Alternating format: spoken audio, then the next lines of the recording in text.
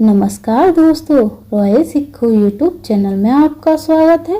राधे राधे। वैशाख मास में सुनी जाने वाली पौराणिक कथा। यह कथा पुराने समय से प्रचलित है। कहा जाता है वैशाख में स्नान करने से तुलसी, पीपल या खेजड़ी के वृक्ष को सींचकर नियमित रूप से इन कथाओं को पढ़ें या तो फिर सुने, सारे मन की मनोकामनाएं पूर्ण होंगी। तो चलिए सबसे पहले सुनते हैं बांदरी की कहानी। एक बार की बात है, एक राज्य में एक राजा रहता था। वैशाख मास में प्रतिदिन गंगा स्नान किया करता था। राजा का आदेश था मुझसे पहले गंगा में कोई स्नान ना करे। लेकिन राजा जब गंगा जी में स्नान करने जाते तो प्रतिदिन की तरह पानी शांत नहीं, उसमें हलचल दिखाई देती। तो राजा को संदेश हो गया कि अवश्य कोई तो है, मुझसे पहले गंगा जी में स्नान करता है। तो राजा ने नदी के तट पर पहरेदार लगा दिए और कहा, जो कोई मुझसे पहले स्नान करता है उसे पकड़कर मेरे पास ले आना। अगर वह कोई औरत होगी तो निश्चय ही मैं उससे विवाह करूंगा। तो राजा के कहे अनुसार पहरेदार वहां पर पहरा देने लगे। गंगा जी के किनारे एक वृक्ष था। उस वृक्ष पर एक बांदरी रहती थी। वह प्रतिदिन राजा जी के स्नान करने से पहले स्नान करके कहती कि बंदरिया वैशाख नहाए, राजा जी से पहले नहाए। यह कहकर वह वापस पेड़ पर चढ़ जाती। ऐसा करते करते वैशाख का पूरा महीना निकल गया, परंतु पहरेदारों को कोई भी सुराग नहीं मिला। किंतु वैशाख की पूर्णिमा के दिन जब राजा के सिपाही पहरा दे रहे थे तो उन्हें तालाब में डुबकी की आवाज़ सुनाई दी। पहरेदार दौड़कर तालाब के पास आए और देखा एक बंदरिया नहा रही है और बोल रही है, बंदरिया वैशाख नहाए और राजा जी से पहले नहाए, सवा पहर के तड़के नहाए। ऐसा कहकर जब वह पेड़ पर चढ़ने लगी तो राजा के सिपाहियों ने उसे पकड़ लिया। तो राजा के पास ले गई। तो राजा का यह वचन था कि अगर कोई औरत होगी वह उससे विवाह करेगा। तो राजा को अपने वचन के अनुसार उस बंदरिया से विवाह करना पड़ा। कुछ दिन बीते थे। वैशाख स्नान से बंदरिया गर्भवती हो गई। 9 महीने पूरे होने पर बंदरिया ने राजा से पूछा, बच्चे के जन्म पर मुझे क्या करना चाहिए? मैं क्या करूंगी, आप मुझे बताओ। तब राजा ने कहा, मैं आपके कमरे में घंटी लगवा देता हूँ। जब भी तुम्हें दर्द हो तो यह घंटी बजा देना, मैं पूरा इंतजाम कर दूंगा। तो राजा ने ऐसा कहकर बंदरिया के महल में एक घंटी लगवा दी। तो राजा के पहले से अन्य रानियां थीं, पर उनकी कोई संतान नहीं थी। जब ये पता चला कि बंदरिया तो गर्भवती है तो सारी रानियां उस बंदरिया रानी से ईर्ष्या करने लगीं और भावी संतान को नष्ट करने के लिए तरह तरह की योजनाएं बनाने लगीं।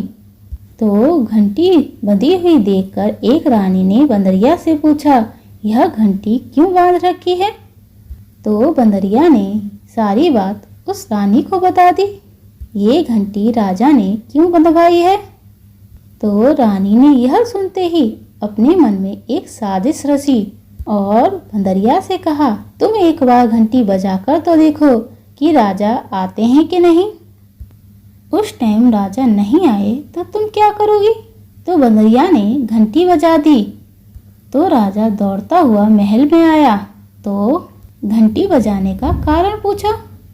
तो बंदरिया ने कहा, मैंने तो रानी के कहने पर घंटी बजाई थी। जब राजा ने बाहर आकर उस रानी से पूछा तो रानी ने मना कर दिया और कहा, राजा साहब, आप क्या एक जानवर की बातों पे भरोसा कर रहे हो? न जाने कितनी बार घंटी बजाएगी। आप अपना काम छोड़कर कितनी बार आएंगे? हम इतनी रानियां हैं, इस बंदरिया को अच्छी तरह संभाल लेंगे। आप अपना काम करिए, आपको चिंता करने की कोई ज़रूरत नहीं है। आप ऐसा करें कि यह घंटा यहाँ से हटवा दीजिए। ऐसा कहकर उन्होंने वहां से वह घंटी हटवा दी। कुछ दिनों बाद बदरिया के बच्चे का जन्म का समय आया तो उसने दूसरी रानियों से पूछा कि अब मैं क्या करूं? तो रानी ने कहा, तुम आंखों पर पट्टी बांधकर सो जाओ। तो बालक के जन्म लेते ही उसके रोने से पहले रानियों ने उसे एक टोकरी में बांधकर दासी को दे दिया और कहा कि नदी में प्रवाहित कराओ, और उस बच्चे के स्थान पर एक पत्थर रख दिया और राजा को जल्दी से समाचार भेज दिया कि बंदरिया ने तो एक पत्थर को जन्म दिया है। जब राजा ने सुना तो वह बहुत ही दुखी हुए। फिर सोचा, दूसरी रानियों के बच्चे ही नहीं होते, फिर तो वह एक बंदरिया है, उसके क्या संतान होगी। दूसरी ओर जब दासी सुंदर बच्चे को लेकर जा रही थी तो उसका बिल्कुल भी मन नहीं हुआ कि उस बच्चे को नदी में प्रवाहित कर दे। तो वह उस बच्चे को लेकर इधर उधर घूमने लगी। उसे एक गड्ढा दिखाई दिया जहाँ कुम्हार और कुम्हारिन मिट्टी खोदने आते थे। तो उसने सोचा, इस बच्चे को यहाँ पर चुपचाप रखकर चली जाऊंगी। जैसे ही वह उस बच्चे को रखकर वहाँ से जाने लगी तो कुम्हार और कुम्हारिन ने देख लिया। तो उन्होंने पूछा कि यह बच्चा किसका है और यहाँ पर क्यों रखा है। उस दासी ने सारी बात बता दी और कहा कि आप किसी को ना बताएं, नहीं तो वह रानियां मुझे छोड़ेंगी नहीं। तो सारी बातें जानकर कुम्हार और कुम्हारिन ने कहा, तो ठीक है। क्योंकि कुम्हार पर कोई संतान नहीं थी, वह निसंतान था। वह बच्चे को ईश्वर का उपहार समझकर अपने घर ले गया और दोनों उसे बड़े प्यार से ही पालने लगे। बड़े होने पर बालक को बता दिया कि तुम बदरिया के पुत्र हो जिसे रानियां मारना चाहती थीं। ऐसा कहकर उसे सारी जानकारी से अवगत करा दिया। तो एक दिन वह बालक कुम्हार के बनाए हुए मिट्टी के हाथी घोड़े लेकर पनघट पर गया और वहां दासियों को देखकर कहने लगा कि आओ मेरे मिट्टी के हाथी घोड़ों, पानी पी लो। जब यह दासियों ने सुना तो वह जोर जोर से हंसने लगी और बोली, अरे मूर्ख, क्या मिट्टी के हाथी घोड़े भी कभी पानी पीते हैं? तो इस पर बच्चे ने कहा, जब बंदरिया पत्थर को जन्म दे सकती है तो मिट्टी के हाथी घोड़े पानी क्यों नहीं पी सकते? तो वह दासियां जल्दी जल्दी महल आईं और रानी को सारी बात बता दी। तो सारी रानियां उसे मारने के लिए फिर से साजिश रचने लगीं। दूसरे दिन उन्होंने गोंद के लड्डू बनाकर दासी को दे दिए और कहा, उस बालक को यह दे देना। तो दासी ने कहे अनुसार वह गोंद के लड्डू उस बालक को दे दिए। तो विष्णु भगवान की कृपा से वह लड्डू तो गोंद और बादाम के बन गए।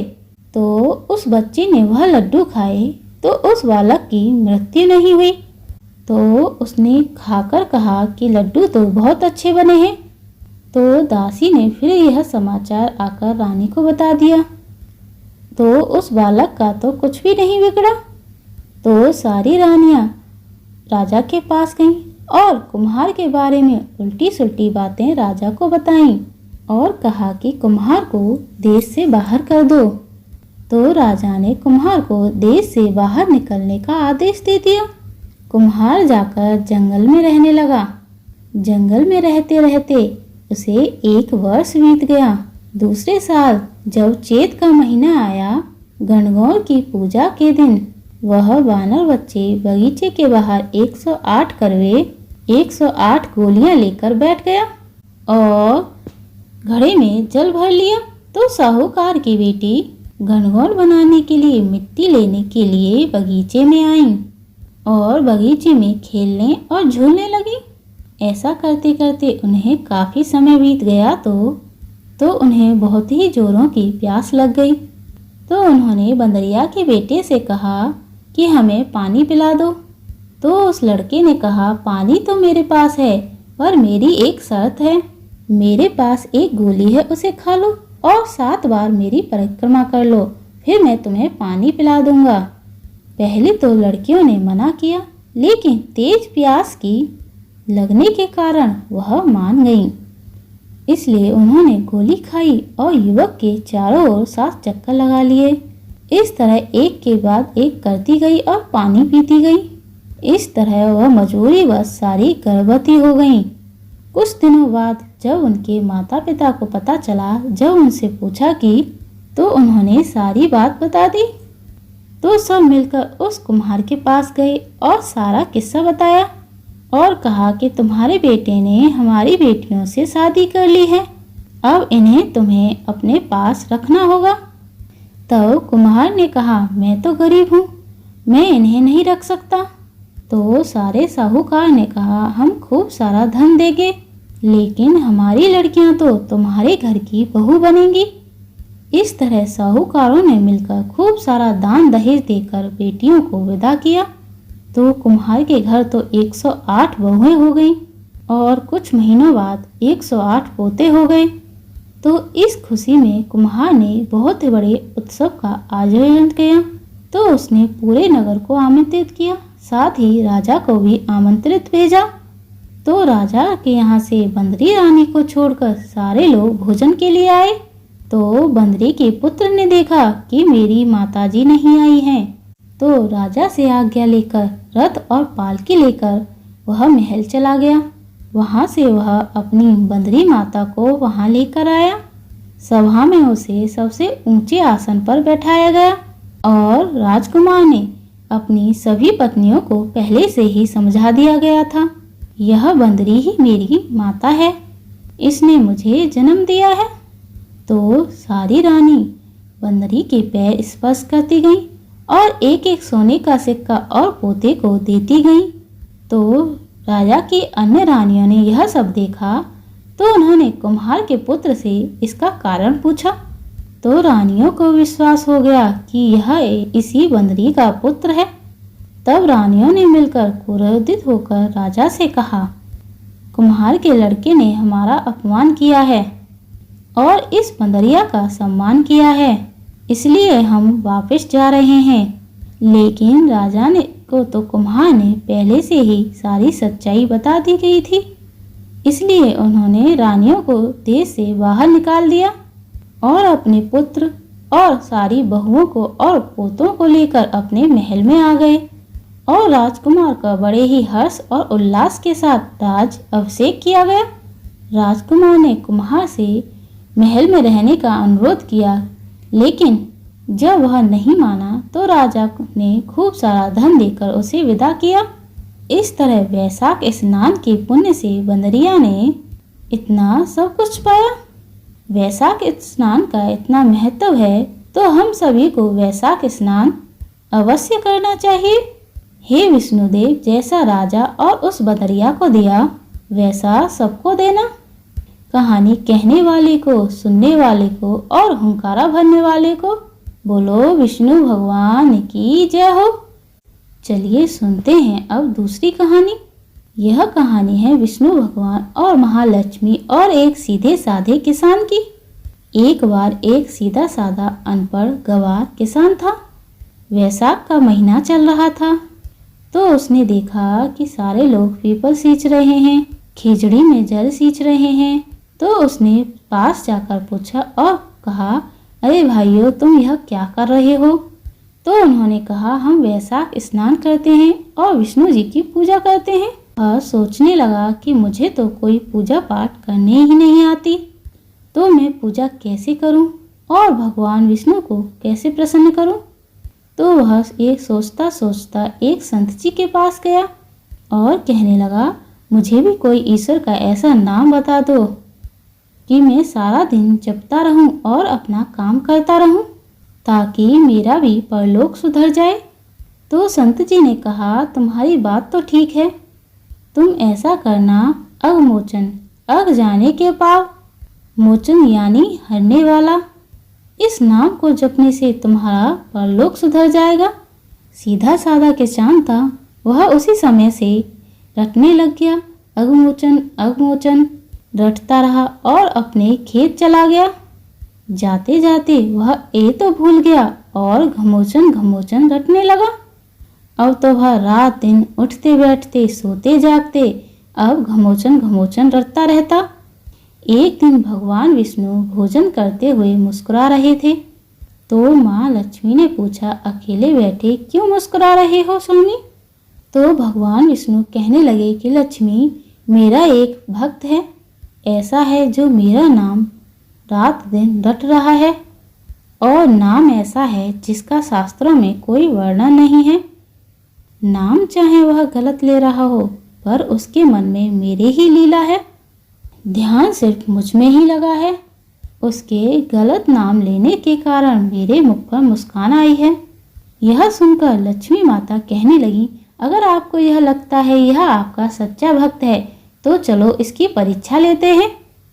तो भगवान विष्णु कहने लगे, लक्ष्मी, अगर आपकी ऐसी इच्छा है तो चलो धरती पर चलते हैं। तो दोनों ने साधारण स्त्री और पुरुष का रूप धारण कर लिया और उसी खेत में जा पहुँचे। वहाँ पर किसान तो खेत में हल जोत रहा था।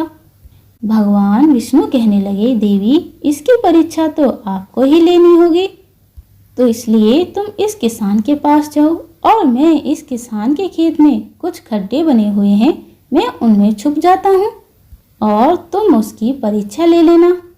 तो महालक्ष्मी उस किसान के पास गईं और पूछने लगीं कि आप किसका नाम जप रहे हो? तो किसान कुछ भी नहीं बोला। लक्ष्मी जी बार बार वही रट लगाए रखी, पर किसान चुप रहा। उसके ध्यान में किसी भी प्रकार का विघ्न न पड़ जाए, वह घमोचन घमोचन नाम रटता रहा। लेकिन लक्ष्मी जी ने फिर भी पूछना बंद नहीं किया। तो किसान थोड़ा मुंह फट था। तो किसान खींच कर कहने लगा, तेरे भरतार का नाम जप रहा हूँ। तो लक्ष्मी जी ने सोचा कि शायद किसान ने मुझे पहचान लिया है। लक्ष्मी जी ने फिर पूछा, अगर मेरे भरतार का नाम जप रहे हो तो बताओ मेरे भरतार कहाँ हैं? तो किसान को और गुस्सा आ गया। तो उसने कहा, किसी खड्डे में होगा, जाओ ढूंढ लो। यह सुनते ही महालक्ष्मी जी ने विष्णु जी को पुकारा, प्रभु बाहर आ जाओ, यह तो सचमुच आपका सच्चा भक्त है। इसने तो मुझे भी पहचान लिया और आपको भी पहचान लिया। तो माता लक्ष्मी और भगवान विष्णु ने उस किसान को अपने दिव्य रूप के साक्षात दर्शन दिए और आशीर्वाद दिया। भगवान तो भाव के भूखे होते हैं। सच्चे मन से जो भी भगवान जी को जपता है, अवश्य ही उसके सारे मनोरथ पूर्ण होते हैं। बोलो लक्ष्मी नारायण की जय हो। तो चलिए अगली कहानी सुनते हैं, गणेश जी की कहानी। गणेश जी की कहानी हर व्रत कथा में सुनी जाती है। एक तालाब में एक मेंढक और एक मेंढकी रहा करते थे।